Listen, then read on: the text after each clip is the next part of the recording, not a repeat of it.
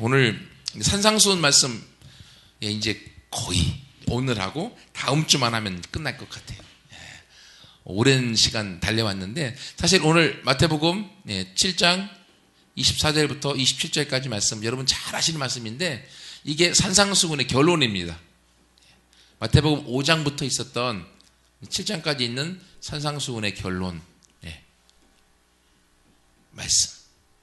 이 말씀을 통해서 우리가 함께 같이 좀 살펴보고 싶은 것은 마태복음 5장부터 7장까지 있었던 이 산상수훈, 예수님이 산 위에 사셨던 이 말씀은요, 결국 한마디로 요약하면 뭔가 하면 우리가 모두가 예수님 안에 있으면 하늘나라 백성이잖아요. 천국 백성이 됐는데 그러면 너희가 천국 백성으로 어떻게 살아야 되느냐, 하나님의 백성답게 사는 게 무엇이냐를 가르쳐주는 게 산상수훈입니다. 하나님의 백성답게 사는 것. 우리가 대한민국에 태어났으면 대한민국 백성답게 살아야 되잖아요. 그죠? 우리나라가 우리를 보호해주고 또 백성으로서 이 나라에 해야 될 의무와 권리가 있고 이런 것들을 행하면서 백성답게 사는 법을 우리가 알아야지 대한민국에 살 수 있는 거죠. 내가 대한민국 백성인데 대한민국에서 내라고 하는 세금도 안 내고 국방의 의무도 안 지키고 납세의 의무도 안 지키고 그리고 백성이답시고 백성으로서의 권리만 누리려고 하면 안 되죠. 그러면 당장이요 세금이 막 날려오고요. 안 그러면요 감옥에도 가게 되어지고 그래요. 왜? 대한민국 백성으로서 내가 해야 될 일을 안 하기 때문에. 마찬가지로 내가 예수님 믿고 나면 우리 모두가 하나님의 백성이 되어졌는데 그러면 하나님의 백성으로 내가 어떻게 살아야 될 것인가, 백성답게 사는 게 무엇이냐라는 걸 산상수훈 말씀으로 가르쳐주고 있는 거예요. 왜냐하면 우리 모두는 예수님 믿고 나면 지금은 이 땅에 살지만 나중에는 하나님 나라 즉 천국에 가야 될 거 아니에요. 그죠? 우리는 지금 이 땅에 있지만 결국은 하나님 나라 천국에 우리가 가서 살아야 돼요. 그러면 산상수훈의 말씀은 천국에서의 우리의 삶의 모습입니다. 그러면 내가 이 땅에서 지금 살아갈 때 내 삶이 어떤 삶을 살아야 되느냐, 천국을 연습하는 삶을 살아야겠죠. 그죠? 이 땅에서 하나님 나라 백성으로서 이 땅에서 천국의 모습으로 내가 연습하면서 내가 살아야만 나중에 천국 가서 내가 잘 적응하고 살 거 아니에요. 어떤 사람이 이런 말을 했어요. 제가 예화를 읽고 얼마나 배꼽을 잡았지만 마음은 아팠던 게 뭐냐면요, 이 땅에서 지옥처럼 살았던 사람이 천국 가면요 적응이 안 돼 갖고요 못 산대요. 왜냐하면 이 땅에서 자기 욕심대로 자기 마음대로 막 하고 싶은 대로 다른 사람한테 해코지하고 막 살다가 천국 갔는데 해코지할 수가 있나, 나쁜 말 할 수가 있나, 다른 사람 괴롭힐 수가 있나, 적응이 안 돼 갖고요 나를 지옥에 보내달라고 제발 보내달라고 천사한테 이렇게 사정을 한대요.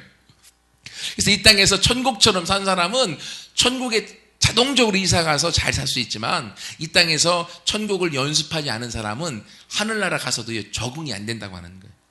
그 말이 우스갯소리 같지만요 일리가 있어요. 산상수훈 말씀은 이 땅에서 우리가 천국처럼 천국을 어떻게 살 것인가에 대한 연습을 하는 거예요. 그래서 이 연습이 잘 된 사람은 하나님 나라에 자동적으로 가게 될 것이고 하나님 나라의 삶도 행복한 삶이요 기쁨의 삶이요 천국에서 하나님이 주시는 놀라운 은혜를 맛보는 삶으로 살아가게 되어지는 거죠. 근데 이 땅에서 천국을 연습하지 않은 사람들은 아까 얘기했던 것처럼 천국에서도 적응을 못한다고 말씀드렸어요. 이걸 뭐로 비유를 해드리고 싶은가 하면 여러분 우리가 이 땅에서 사람으로 태어났습니다. 사람으로 태어났다고 그 사람이 완전한 사람일까요? 헷갈릴 수 있어요. 사람은 사람인데 완전한 사람은 아니죠. 아무튼 그래서 보통 사람이 이제 사람으로 되기 위해서 사람으로 태어났지만 사람으로 되기 위해서 여러 가지의 공부도 하고 그리고 여러 가지의 인격도 훈련되어지고 모든 것들이 갖춰져서 사람으로 만들어져 간다라고 얘기를 하죠. 그래서 보통 우리가 나이 40이 되면 부록이라고 하죠. 그래서 어떤 유혹에도 흔들리지 않는 자기 인생에 대해서 책임질 수 있는 나이가 된다라고 얘기를 해요. 그래서 보통 40세 정도까지는요, 그 인생이 사람으로 준비되어져 가는 과정이다라고 말할 수 있을 것 같아요. 그래서 내가 이 40세까지 40년을 어떻게 내가 준비했느냐에 따라서 나머지 보통 80에서 요즘은 90세까지 약 40에서 50년을 내가 어떻게 살 것인가에 대한 판가름이 40년 동안 준비한 만큼에 대해서 우리가 결과를 얻게 된다고 하는 거죠. 근데 나는 이제 초등학교, 중학교, 고등학교 다녀야 되는데 학교 다니는 게 왜 이렇게 힘든지, 공부에 공짜만 나오면 막 머리가 쭈삐쭈삐 쓰고 공부하기 싫다고. 요즘 놀 게 얼마나 많아요. 애들이 컴퓨터다, 인터넷이다, 게임이다. 막 놀 게 너무 많으니까 나는 내가 하고 싶은 대로 할 거야 라고 이 40세 때 여기까지 준비하지 않고 더 일찍 준비해야 될 사실은 10대에서 20세까지 이때 준비하지 않고 자신의 삶을 자기가 원하는 대로 살았다고 하면 나머지의 모든 인생이 어떻게 되겠습니까? 사람으로 우리가 이 땅에서 살아야 될 제 역할과 자기에게 주어져 있는 사명을 제대로 감당하지 못하고, 그리고 세상에서 도태되어져. 그러다가 내 인생이 무의미하다, 이렇게 살아서 무엇하냐 해갖고 스스로 그냥 자살하는 사람들이 얼마나 많이 있습니까? 왜 그렇습니까? 사람으로 만들어져 가는 준비가 안 되어져 있기 때문에. 태어날 때부터 사람이긴 사람이지만 그 사람이 사람의 역할을 감당하기 위하여 준비되어져 가는 과정이 필요하다고 하는 거죠. 마찬가지로 우리가 이 땅에서 살아갑니다. 이 땅에서 우리가 예수 그리스도를 믿고 우리가 구원을 경험했습니다. 구원을 경험했기 때문에 우리는 천국에 들어갈 수밖에 없지만, 그러나 이 천국에 가기 위한 이 땅에서의 우리의 삶의 준비 과정이 필요한 것이죠. 이스라엘 백성들이 애굽에서 나왔습니다. 애굽에서 홍해를 건넜을 때 홍해가 바울에 의하면 세례받은 것으로 묘사를 하고 있습니다. 신약에서. 세례받았다고 하는 건 구원받은 거죠. 이스라엘 백성 전체가 애굽에서 종살이 하다가 430년 동안의 종살이를 뚫고 나와서 홍해를 건너므로 세례를 받아서 구원을 경험했습니다. 이들은 다 가나안이라는 천국에 들어가게 되어져 있습니다. 이 천국을 향해 갑니다. 하지만 이들을 향해 기다리는 건 무엇입니까? 뭐가 기다리고 있어요? 40년의 광야가 기다리고 있어요. 이 광야를 통해서 과거에 그들이 종살이 했었던 모든 죄악의 습성을 내다버리고 오직 하나님만을 바라봐서 천국을 연습하는 시간으로 그 기간을 걷게 되어집니다. 이스라엘 백성 전체가 광야라고 하는 고통을 다 같이 경험했습니다. 근데 어떤 사람은 하나님만 의지함으로 성공했지만 어떤 많은 사람들은 하나님을 의지하지 않고 현실을 바라봄으로 그들의 인생이 다 무너져 내렸잖아요. 똑같은 문제가 있지만 왜 그렇습니까? 이 과정, 준비하는 과정, 이 땅에서 내가 천국을 연습하고 이 땅에서 어떻게 살아가야 될지에 대한 부분들을 우리가 관가했고 제대로 넘지 못했기 때문에. 그래서 산상수훈 말씀 일비에서는 그럽니다. 아이고, 구원은 오직 예수 이름으로 구원받는 거지. 당연하죠. 구원받는 건 예수 이름을 믿음으로 구원받습니다. 하지만 구원받은 사람이 이 땅에서 구원은 경험했는데 지질이 궁상으로 살다가 나중에 죽는 걸 하나님이 원하실까요? 아니면 구원받은 하나님의 자녀가 이 땅에서도 하나님과 함께 승리하고 하나님이 계획한 대로 그들의 인생의 열매를 많이 맺고 그리고 많은 사람들에게 인정받고 주고 하나님 나라 오기를 원하실까요? 당연하죠. 부모의 마음인데. 부모가 자녀들이 여럿이 있는데 부모님이 날마다 걱정과 근심이 충만하다고 어떤 동화책에 나오더라고요. 왜냐하면 비가 와도 걱정, 햇빛이 나도 걱정. 왜냐하면 아들 중에 한 애가 우산 장수를 하고 또 한 애는 집신 장사를 한대. 집신 장사. 비가 오면 집신 장사가 안 되잖아요. 집신이. 그리 걱정하고 햇빛이 뜨면 집신은 팔리는데 우산 장수하는 아들 때문에 우산 안 팔리니까 걱정하고 걱정 충만하다고. 이 땅에서 우리가 어려움과 문제는 있지만 걱정만 하다 보면 어떡합니까? 천국에 가는 건 어렵잖아요. 갈 수는 있지만 부모의 마음에 근심만 있는 거죠. 그러므로 이 땅에서 살아가는 모든 하나님의 자녀들이 이 땅에서 제 역할을 감당하고 하나님의 복 가운데 살다가 천국에 오기를 원하시는 거예요. 그래서 오늘 이제 결론으로 너희가 이 인생의 집을 짓는데 지금 내가 5장부터 7장까지 있었던 하나님 나라 백성답게 사는 모든 법에 대한 말씀을 다 들었다. 그죠? 말씀을 들었습니다. 그럼 듣고 행하는 자, 실천하는 자는 반석 위에 집을 짓는 자요. 들었지만 행하지 않는 자, 모래 위에 집을 지은 자다. 우리가 지금도 동일하게 설교는 다 듣습니다. 말씀도 들어요. 하나님의 음성도 듣습니다.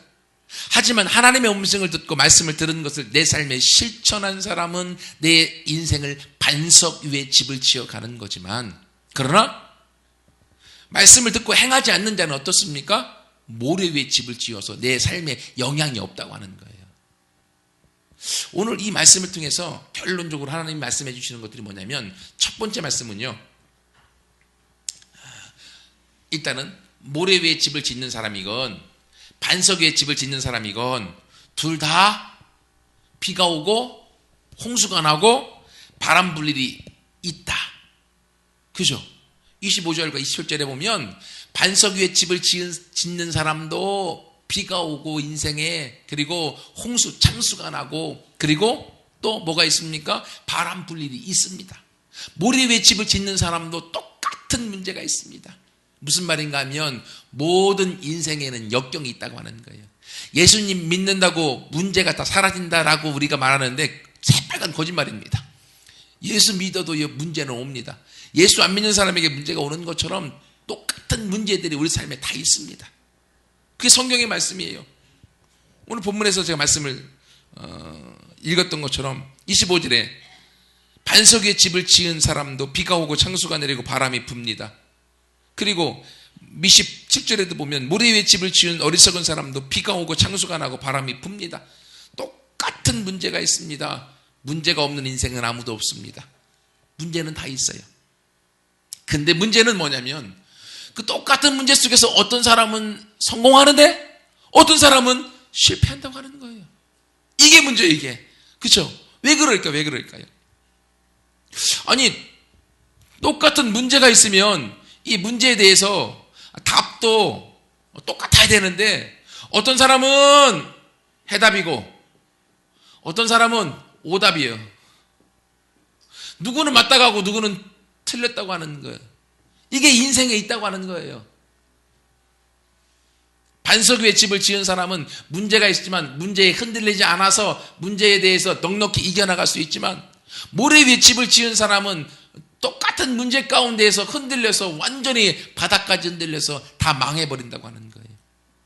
그러므로 결국 모든 인생에는 문제가 있지만 문제가 아니라는 거죠. 그렇죠? 문제가 문제면 그 문제를 맞닥뜨린 사람이 모두가 다 똑같이 망해야 되는데, 어떤 사람은 망하지 않고 어떤 사람은 망한다고 하는 건 문제가 아니라 그 문제를 문제로 여기고 있는 그 사람의 마음이 문제라고 하는 거예요. 여러분, 문제가 아닙니다. 문제를 문제로 여기는 마음이 문제죠. 긍정적인 사람은요, 문제가 와도요, 아이고, 그치, 문제 올 수 있지. 하지만 문제라는 건 해답을 풀기 위해서 문제가 있는 거지 라고 편하게 마음 먹고 넘어가는 사람은 문제를 넘을 수 있습니다. 하지만요, 조그만 문제가 와도 아이고, 왜 이렇게 나한테 어려운 일만 생길까? 왜 이렇게 힘든 일만 생길까? 문제밖에 안 보이는 사람은요, 문제에 파묻혀갖고 문제의 무게에 눌려갖고 죽습니다. 그러므로 문제가 아니라 그 문제를 생각하는 내 마음이 문제라고 하는 거예요. 그럼 내 마음을 어떻게 내가 조종할 수 있을까? 이 마음을. 이 땅에 살아가면서 하나님 나라를 알고 천국을 연습한 사람들은 그 마음이 이 땅에서 천국의 마음이 되어져서 그 문제를 넉넉히 이겨나갈 수 있는 힘이 생기는 거예요. 하지만 이 땅을 살아가면서 하나님이 천국을 살 수 있도록 연습하도록 만들어졌는데 이 말을 듣고도 내 삶에 적용하지 않은 사람은 내 마음대로 살아갔기 때문에 어떡합니까? 이 마음이 천국으로 준비되어져 있지 않고 내 마음이 불평과 불만과 그리고 이 땅에 있는 것처럼 지옥의 마음이 있기 때문에 그 마음에 문제가 들어오면 문제 때문에 내가 염려하고 근심하고 걱정함으로 문제에 눌려서 답을 찾지 못하고 실패하게 되어지는 거예요. 그러므로 산상수 말씀을 통해서 이 땅을 살아가는 모든 성도들아, 문제는 모두에게 있다. 그러므로 낙심하지 말라. 문제는 있지만 네가 말씀을 믿고 말씀 위에 따라가는 사람들은 그 문제를 이겨 흔들리지 않게 될 것이다 라고 주님이 말씀하고 있는 겁니다. 지금도 우리 가운데 개인은 상황은 다를 수 있겠지만 문제가 있을 수 있습니다. 하지만 그 문제에 대한 해답도 주님 안에 있음을 믿습니다. 그러므로 우리가 이 땅에서 천국 백성으로 함께 오늘 말씀을 의지하고 우리가 준비되어 나갈 때 우리의 삶에 넉넉한 해답을 얻게 될 줄 믿습니다. 아까 얘기했던 것처럼 또 사람이 이 땅에서 사람으로 살기 위해서는 약 40년을 준비기간이 있다고 했잖아요. 또 그 전에 10대부터 20대까지의 공부의 시간이 또 있습니다. 이때 준비되지 않은 사람에게 문제가 찾아오면요, 그냥 죽습니다. 도망가든지 포기해버립니다, 삶을. 하지만 자기 인생에 대해서 준비된 사람은요, 문제가 찾아와도요, 그 문제에 대한 역경을 뛰어넘어서 그들은 미래를 보고 자신의 삶의 해답을 찾아나가게 되어지는 거예요. 이것이 사람의 인생을 하나의 집으로 묘사해도 똑같은 거죠. 여러분, 그러므로 우리의 삶에 있어서 일단은 첫 번째, 모든 사람에게 문제는 있다.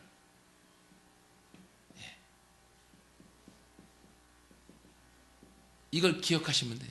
이걸 성경에 나와 있으니까. 두 번째, 그러면 문제는 있는데 우리가 어떻게 살아서 이 문제를 극복하고 승리할 것인가? 어떻게? 이게 중요하죠.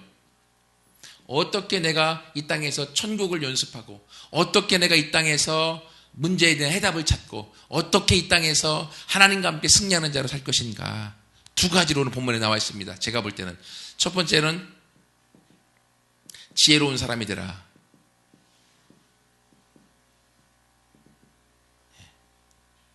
지혜로운 사람이 되면 이 땅에서 그 모든 문제에 대한 해답을 찾고 이 땅에서 천국의 삶을 살 수 있다고 하는 거예요. 그러면 지혜로운 사람은 뭐냐? 지혜로운 사람과 어리석은 사람. 지혜로운 사람은요, 지금이 천국을 연습하는 시간인 걸 아는 사람이에요. 나중에 천국에 갈 것을 알고 그 천국을 미리 준비하는 사람이 지혜로운 사람이죠.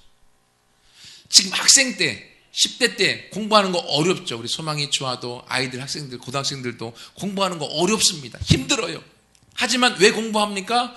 그들의 대학교 이후에 자신의 삶이 있는 걸 알기 때문에 지금 어려운 순간에 공부를 하는 거죠. 즉, 지혜로운 사람은 미래지향입니다. 미래를 보는 사람이에요, 미래를. 근데 어리석은 사람은 미래 안 봐요. 내가 지금 좋은 거, 지금.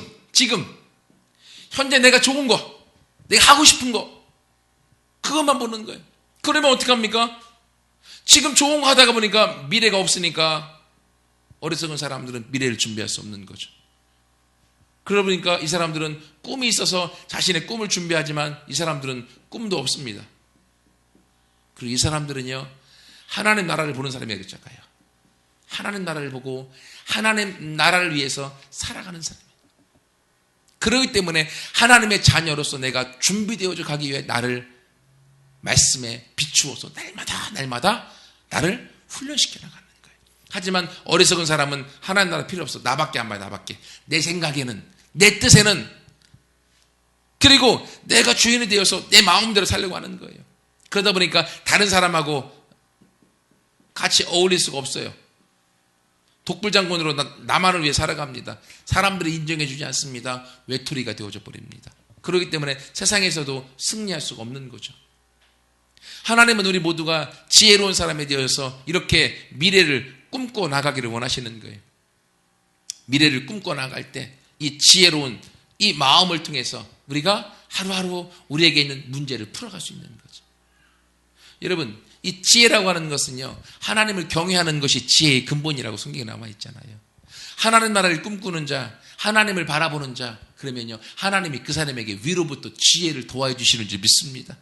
여러분, 그렇기 때문에요, 내 지식으로 살아가는 것이 아니라 하나님이 주시는 지혜로 우리가 이 땅에서 살아가므로 우리 삶에 있는 문제에 대한 해답을 찾아갈 수 있는 거예요. 성령님이 깨닫게 해주시고 성령님이 알려주시기 때문에요. 그 성경 마태복음 25장에 보면 1절부터 10처녀 비유가 나옵니다. 신랑을 기다리는 10명의 처녀가 있습니다. 이 사람들 모두가 다 등은 준비했습니다. 그러나 5명은 기름을 준비했고 5명은 기름을 준비하지 못했습니다.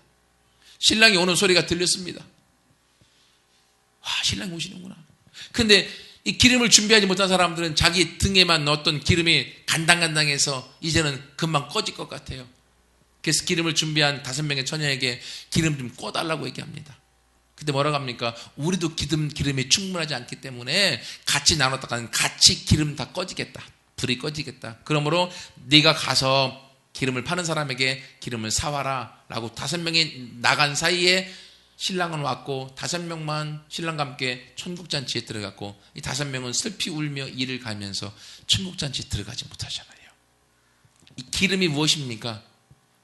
성령의 기름을 뜻하기도 하지만 이 기름은요, 이 땅에서의 내가 연습하는 단계를 뜻합니다. 등이라고 하는 그릇은 다 준비되어져 있습니다. 구원이라고 하는 그릇도 다 준비되어져 있어요.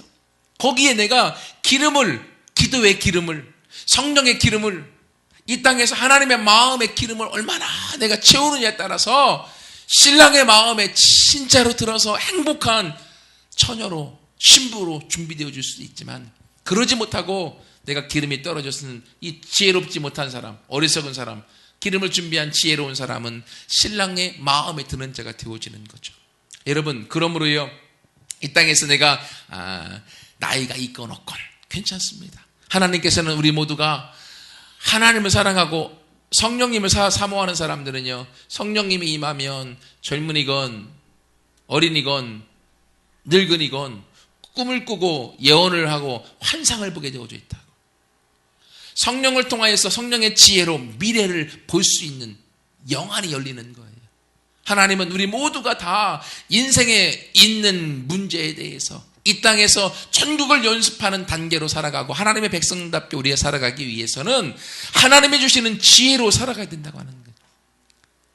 학생들에겐 세상적인 지혜도 중요합니다. 하지만 거기 위에 하나님이 주시는 지혜를 함께 같이 우리가 얻어 나아가고 미래를 꿈꾸고 그리고 꿈을 꾸면서 하나님 나라를 바라보고 나아가는 자에게는 그 인생의 미래가 활짝 열려져서 산상수훈의 삶이 우리의 삶이 되어져서 팔복의 계단을 통하여서 주님의 마음이 내 마음 되어지고 내 마음이 주님의 마음 되어져서 주님과 내가 하나 되어지는 놀라운 복을 같이 맛보아 하나님 앞에 칭찬 듣는 우리가 되어질 줄 믿습니다.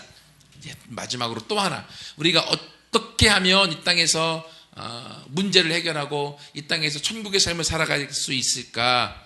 첫 번째가 지혜로운 사람이 되는 거죠. 두 번째는요, 우리의 집을 어디에 지으라고요?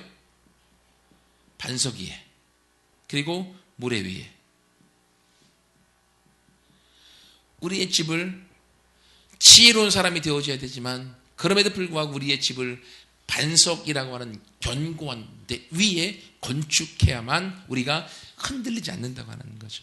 모든 인생에 문제가 있다고 하는 건 모두에게 바람이 있고 그리고 어려움이 있고 그리고 역경이 있고 홍수가 있고 비 오는 고통이 있다고 하는 거죠. 근데 반석 위에 집을 잘 저는 사람은요, 아무리 비가 오고 홍수가 와도요 흔들리지 않습니다. 하지만 모래 위에 집을 지은 건 여러분 잘 아시는 것처럼 모래가 흔들거리고 모래가 유동성이 있기 때문에 모래가 흔들려 버리면, 집안이 흔들려져 버리면 집 전체가 흔들려 버리는 거죠. 주님께서는요, 우리 가운데 우리가 어떻게 해야 될 것인가, 반석을 다 소유하라는 거예요. 여러분, 미국에 가면 빌딩들이 높은 게 엄청나게 많잖아요. 왜 그런지 아세요? 미국의 그 땅이 속에 이 바위가 안반이 튼튼한 게 밑에 지탱을 하고 있대요. 그래서 아무리 높은 빌딩을 줘도요 괜찮대요. 그것 때문에 우리가 이 고속도로를 달리다 보면 어느 데는요 속도가 100km에서 80km로 딱 낮춰진 구간이 있어요. 왜 그런가 유심히 보면 거기에 뭐라고 하는가 하면 연약 집안이 연약하기 때문에 너무 빨리 가면 이 땅이 문제가 생길 수 있다 해서 속도를 줄여라 하는 구간이 종종 있습니다. 왜 그렇습니까? 땅이 튼튼해서 땅이 견고해야 되는데 땅이 자체가 견고하지 않은 구간에서는 차도 빨리 달리면 안 된다고 하는 거예요. 이것처럼요, 우리 인생에서 우리 인생을 반석 위에다가 우리에 세워야 되는데 모래 위에 집을 세우면 어리석은 자가 되어지고 반석 위에 세우면 지혜로운 사람이 되어지는데, 성경에서 반석을 뭐로 묘사하고 있는가 하면 반석은 예수 그리스도로 묘사하고 있습니다. 그래서 고린도전서 10장에 보면 바울이 얘기하기를, 광야에서 그들이 물이 없어서 목막혔을 때에 모세가 반석을 쳐서 생수가 나와서 물을 먹었잖아요. 그걸 바울은 어떻게 해석하는가 하면, 너희를 따라갔던 반석이신 예수 그리스도께서 너에게 먹을 수 있는 생수의 샘물을 주었던 것이다 라고 바울은 그렇게 얘기해 주고 있습니다. 결국 반석이신 예수 그리스도, 우리의 인생의 삶을 반석이신 예수님 위에 세워야 되는 거예요. 모래 위는요, 나 또는 세상이라고 하는 가치 위에 세우는 것입니다. 그러나 나와 세상의 가치는요, 하나님이 마지막 때 이 세상 전체를 흔들어 버리신다고 그랬습니다. 세상 전체를 다 흔들어 버린다고. 흔들어 버릴 때 나는 다 무너져 버리고 세상 것도 다 무너지지만 영원한 반석이신 예수 그리스도는 흔들리지 않습니다. 그러므로 마지막 때 오직 믿음 위에 서 있는, 반석 위에 서 있는 자들을 하나님이 골라내기 위해서 이 세상 전체를 요동케 마지막 때 할 것이다 라고 말하고 있습니다. 그러므로 우리의 신앙을 예수님 위에, 그리고 반석이신 말씀 위에 함께 우리가 세워서 우리가 나아가게 될 때 모든 문제에서부터 우리가 흔들리지 않고, 거기서부터 우리의 삶에 있어서 해답을 얻고 거기서 하나님의 역사하심과 일하심을 경험하게 될 줄 믿습니다. 우리 학생들 같은 경우도요, 우리가 반석 위에 세워나가는 것, 집을 지을 때 기초석을 놓고 거기다가 건축을 하죠. 마찬가지로 신앙의 생활하면서 인생에도 기초석인 반석 위에 예수 그리스도에 놓고 거기다가 우리의 신앙의 건축을 해나갈 때 우리의 이 반석이신 예수님으로부터 우리의 신앙이 흔들리지 않는 거예요.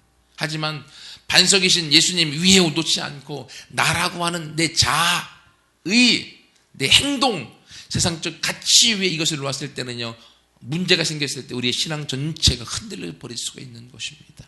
그러므로 하나님께서 우리의 기초석인 예수님을 주었던 것을 우리가 알고 여기 위에 함께 세워져 나아가서 같이 해답을 얻기를 원하고요. 그리고 또 하나, 이렇게 이제 이것에서 집을 지었습니다.